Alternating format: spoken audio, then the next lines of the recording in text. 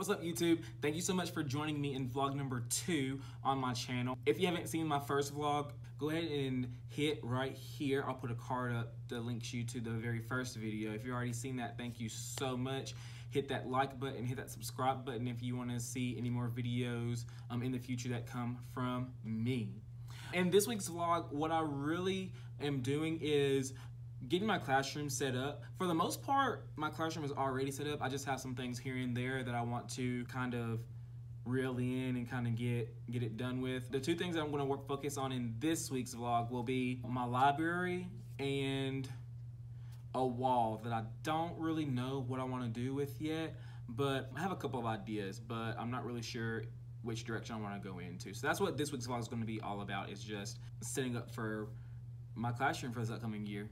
So without further ado, let's get started.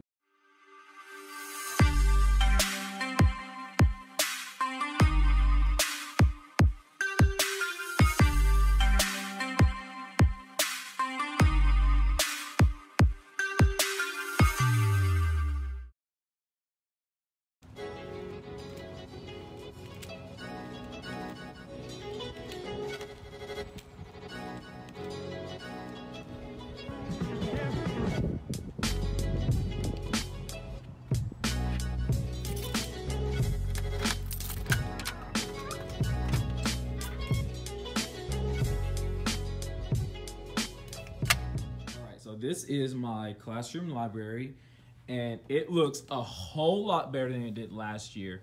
Last year, there were books just thrown any which kind of way, and you really couldn't find what you wanted just because it was just a big pile of books just thrown all over the place. And if you look, each book box has a label. Like this box has animal books, and you can see it because it has the animal books and it has a picture on it. So that way, when kids come to the library and they want to look for a specific book, they can tell where to go because of the library label that is on the book bin. And I even also took it a step further, because once they take out a book to put in their own book boxes, when they read a book, they can read the book. But on the front, if you can see, I put a picture on the very front of the cover, the book cover. And that picture matches the picture that's on the library label. So that way, when a student comes to check out a book and they're done with the book and they need to put it back, all they have to do is look at the front cover, look at the picture that's on it, and match it with the library bin and just place it back in and get a new book. So I kind of did that with a lot of categories. If you look, I have Earth and Space, Science, School books, Social Studies, Weather, Animals. I had a lot of animal books, so I made 2 book bins for that. Embarrassing Bears, Pinkalicious and Fancy Nancy, Christmas, Halloween, Thanksgiving, Transportation, Dinosaurs, Ocean, Plant, Bugs, Fantasy, Famous People, Sports, Alphabet, Numbers, Family, Pete the Cat, Splat the Cat, Dr. Seuss. I have some other ones too. I have a couple of books. Like, I have some chapter books that still need their pictures on them. I have some seasons books that still need, excuse me, that still need their pictures on there. So I'm going to go ahead and get that done now. So that way, all I have to do to worry about with my classroom library is just getting some labeled readers. I love that I have this wide range of books. And I plan on putting the labeled readers right here on this bottom shelf right here. And I think I'll have A through M or A through N. I think I'll start at N. So I'll have levels A through N just to have that wide variety of texts for my kids to grow with. But yeah, I'm going to go ahead and finish putting some pictures on these other books, and then I will come back to you.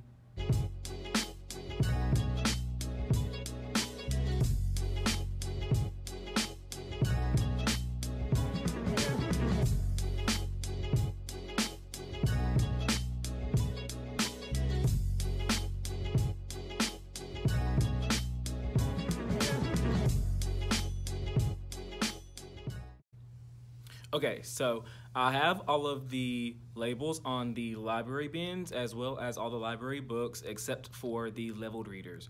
What I plan on doing for that is to just use the leveled readers from Reading A to Z and just print those off on regular pieces of paper, laminate the covers, and then go ahead and fold them into the books so that way I'll have leveled readers for levels A through, I believe I'm going up to level N. That's what I'm going to be using for that, and I'll actually get to that next week, so you'll see that in next week's vlog.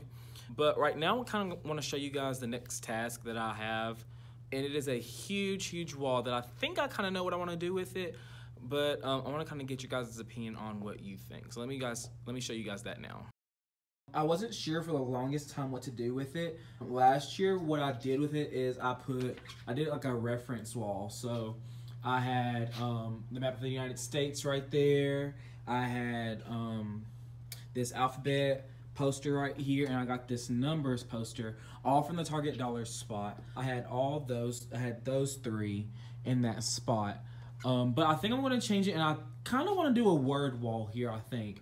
I started out doing a word wall on this big board right here with the black fabric on it, but I ended up changing it to my ELA focus wall. So I took all the word walls down because when I came in here, there was a word wall up there, but it wasn't really being utilized. I mean, coming in January, there were maybe like 4 words up there. So I was like, okay, well, this isn't something that's being used, so let me just go ahead and change it to something else. So what I did was, last year I broke this up into 3 sections. The first section where this stuff is where all my phonics stuff was. So when we learned new sounds of the week and doing vowel teams, digraphs, trigraphs, stuff like that, all that stuff would be referenced right there on that focus wall. In the middle, I had the language focus wall, which is more like grammar stuff. So when we talked about parts of speech, types of sentences, different things like that. So like we talked about adverbs, I think, near the end of the school year. So I had a big adverbs anchor chart right there, and an interactive anchor chart, all that stuff right there. And then this part of the board was for writing. But that's what I did with this board last year. This year I'm doing a calendar math all right here, and then I'm just decided to put math anchor chart right here. So that'll be my math focus wall right here. So I'm gonna do all that back here. So this year I'm thinking I'm gonna utilize this wall right here as a word wall reference wall. I already started making some stuff for it right here. So what I did was I just took some Astro Brights paper, and I just put, you know, each letter had its own corresponding color with it. And I'm just gonna use it as kind of like dry erase and just add words as I go. So it won't be in alphabetical order. It'll kind of be like as we talk about our different words. It'll just be added to it like that. So it really won't be alphabetical, but it'll be as when we hit it, it'll be at the bottom, and we'll just keep adding to it like a list. But yeah, let me go ahead and get started on that, putting that up and getting all that together. So I will see you guys in a little bit.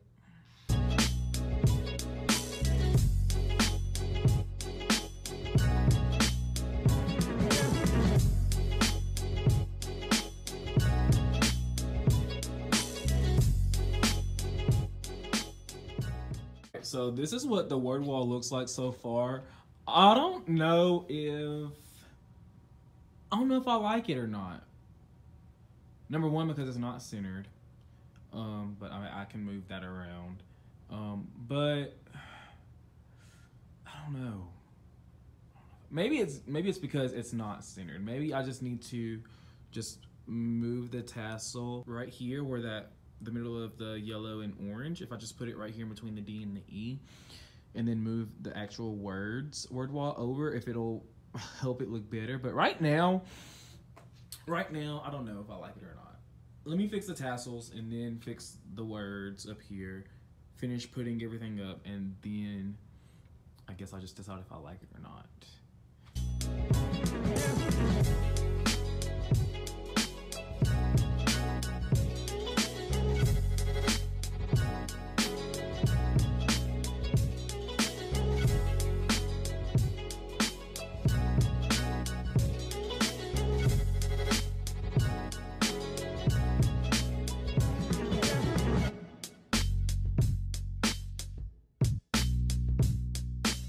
All right, so this is the finished product, and I will say I like this. At first, I didn't like it too much, but I'm really digging it now. I really like how, as you go down, the colors kind of stay the same when you go diagonally. So like pink, purple, blue, green, yellow, orange, red, pink. I like that. But no, there's no but. I like it a lot. I like it. I dig it. I was nervous at first, but seeing it all together now, I think it's good. I'm really mad at myself because, rule of thumb, never hot glue stuff to the wall. When I first started, I hot glued those clothespins to the wall to hold the tassels up, and now I can't get them down. So that's why it kind of looks all funky where it's closer to this one and far away from that one. It's because I'm an idiot and hot glue stuff to the wall. But that's the only thing I hot glued. I hot glued that in a poster on a wall. But those are the only things I hot glued. Everything else I learned afterwards I shouldn't do that. But yeah, I'm gonna try my hardest to kind of get that clothespin down and move it a little bit closer so that way it's not super off. Because right now that's the only thing that's making me a little bit nervous. All right, but let me know what you guys think about it. Do you guys like the word wall being right here? Should I change it to something different? Should I keep it the same? Let me know in the comments what you guys think about it. All right, so I know I said I was gonna wait till next week's vlog to do this, but I just couldn't help myself. I started out printing out books for my leveled readers, and let me just show you guys. Actually, I'm gonna pull some bins out and set the camera down so I can show you guys what I did with it. All right, guys, so as I stated before, the leveled readers that I'm gonna be using for my library are coming from Reading A to Z. Reading A to Z is an amazing resource. They have leveled books from level AA up to level Z. They have benchmark passages, running records. They have all kinds of stuff for your literacy instructions. So if you do need some things, Reading A to Z would be my go-to if I need anything, and hopefully it'll be for you as well. I also plan on using a lot of their running records and benchmark passages, their reading comprehension stuff, their quick checks, all throughout the year to help me see where my kids are academically with their reading as far as what level they're on, their fluency, their comprehension, all that stuff. I'll be planning on using Reading A to Z with that. So I'm super excited to start that. With the leveled readers, they come in many formats. The two that I'm seeing the most of, they come in the regular format like this. I call it portrait mode, but I know that's not correct. But I'm gonna call it portrait anyway. It also comes in like this landscape type mode as well. One thing that I really like about these Reading A to Z books is that the reading levels are the Reading A to Z level. Now, I know a lot of you guys use Fontes and Pinnell, those F&P levels. I know that some people use AR levels. I know that some people use DRA levels.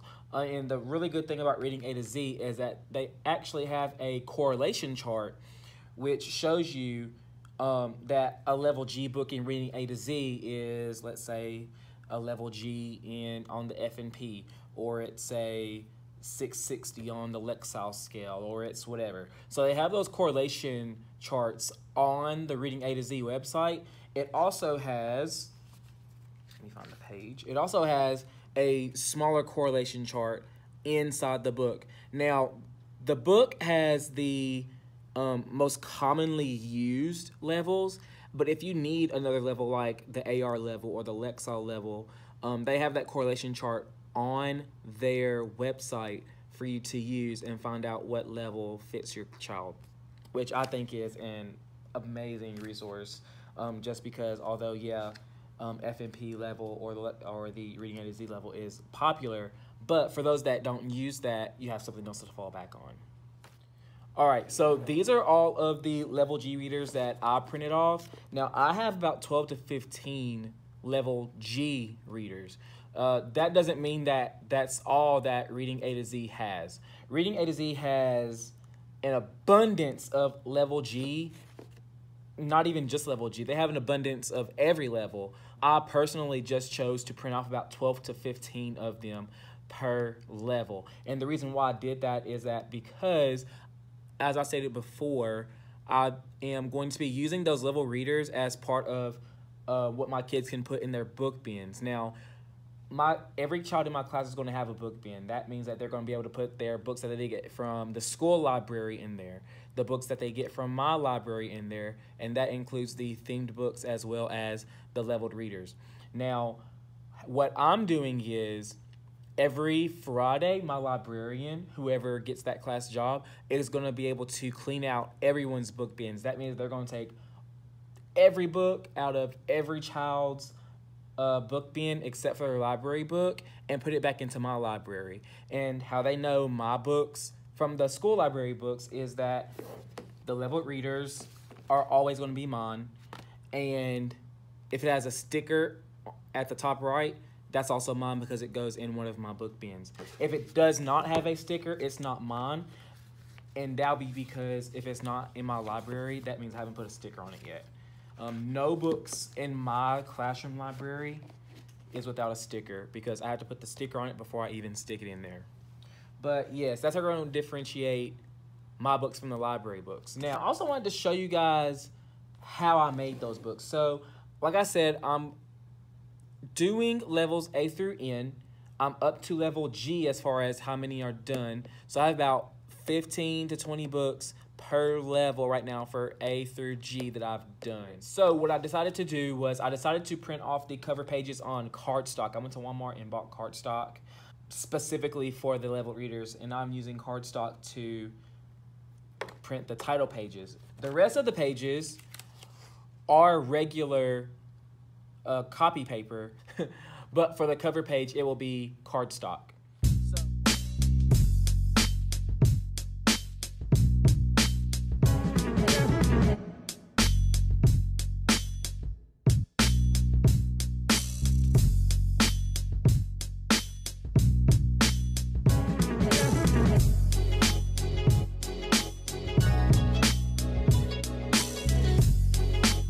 All right, so I have my book, cover page, and then just going through making sure, I always make sure with every book that I have the creases on the outside right here.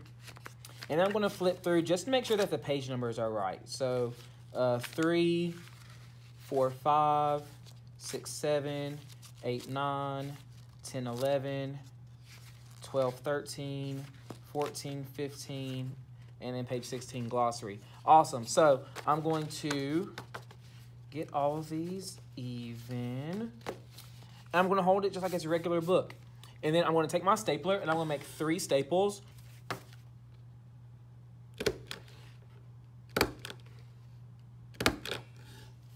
Awesome. So the book is essentially done. I like to go the extra step and put tape right here on the staple. And what I do is I take some tape and then I put the tape on top of these staples. And like I said, the landscape books are kind of the same. That's how you put that together. That's what I'm using these books for. I think that in the end, it will definitely be worth it. I'm super excited for it. I'm super excited to start using these books. But yeah, that's how I made these books. All right, so I think this is where I'm going to end this week's vlog.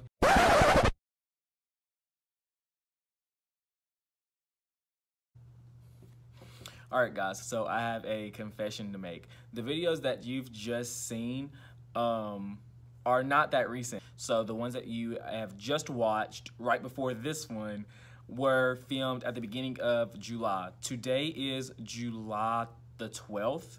So it's been a little minute since I've recorded myself. And the reason why is that, you know, the summer is starting to really start to fly by, and I did not want to get so caught up in the videoing things that I did not waste any time as far as getting ready for the school year. There's one more topic that I want to talk to you guys about before I let you go, and it's kind of an overarching topic that's been talked about on Instagram, Twitter, YouTube, primarily in what in what a lot of people call like teacher Twitter and teacher IG and teacher YouTube.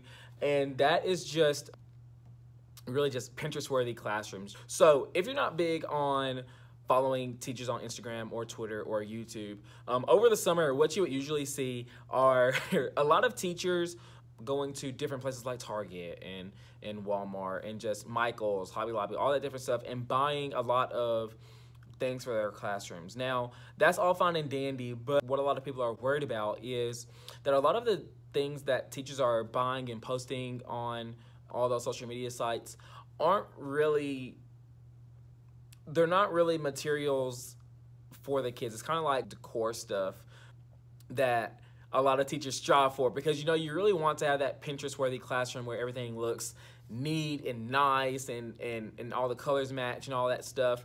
But a problem that a lot of teachers are starting to have is that they are putting out this false image that teachers have to have everything there, and teachers have to have it put together, and teachers, you know, have to have it perfect. But I really do get what a lot of people's concerns are, because coming in as a first-year teacher, you know, you strive to be that. When I was in college, I would follow a lot of teachers on Instagram and Twitter, and that, you know, it kind of puts you in a headspace of, oh my gosh, you know, I have to be like this person, or I have to be like that, or I have to, you know, do what they're doing. And it's kind of like keeping up with the Joneses, you know. You see all that materialistic stuff, but, you know, do I really need that? Is that something that, you know, I want just because it looks good, or is it something that my kids are really going to benefit from? And that is something that, you know, being a first-year teacher, you really have to get in that mindset of, is it for me, or is it for my kids? Is it just for my pleasure, or is it for my kids' gain? And that's just really how you have to look at it. One thing that I really want a lot of first-year teachers like myself to know is that, you know, you don't have to have it all in the beginning. Talk to any teacher about their first year, and you'll quickly find out that how their classroom is now, it was nothing like that, you know, 5, 10, 15, 20 years ago. You don't have to have it all, especially not your first year. You know, you need to be worrying about, you know, do you know your curriculum? You need to be worrying about, do you know, different types of formative assessments? Do you know how to read your data for intervention? Do you know, your standards? Do you know your school? Do you know how to get from your room to the art room? I'll never forget, there was a teacher that talked to me about how they set up her classroom and just, you know, trying to make it all perfect. First day of school comes, she needs to find the art room, and she is walking around the school for 20 minutes trying to find a room that's right down the hall from her. But I say all that just to say, you can have, you know, all the stuffed animals in the world in your classroom. You could have, oh, this and this all matchy-matchy and all that stuff. But none of that stuff's gonna matter if you don't have your lessons, if you don't have that classroom management. You know, the stuff that really matters, like I was telling you about. Do you know your curriculum? Do you know your standards? Do you know your school? Do you know your kids? Do you know how to read your data? Do you know different assessments that you can do? All that stuff is what matters. And if you don't have that, why are you even teaching? You know, we don't come here to be those interior designers. We come here to teach, and that's our main purpose, and that should be our focus, not really trying to make our classroom look the best that it can. All right, so this is where I'm ending this video. Thank you so much for watching, sticking out to the end. Make sure you like and subscribe. Hit that little bell. That's a notification bell that lets you know every single time I post a video, as soon as I post a video. Oh, also, make sure you tune in to next week's video. Next week, I plan on doing a classroom tour of my room. That means you're going to see everything, the ins and outs. I'm going to explain to you what I have, why I have it, how I'm going to use it, the whole nine. So be sure you subscribe. Be sure you hit that notification bell so that way you know as soon as I post. You can watch that and figure out what I'm going to be doing next year. Thank you guys so much, and I will see you in the next one.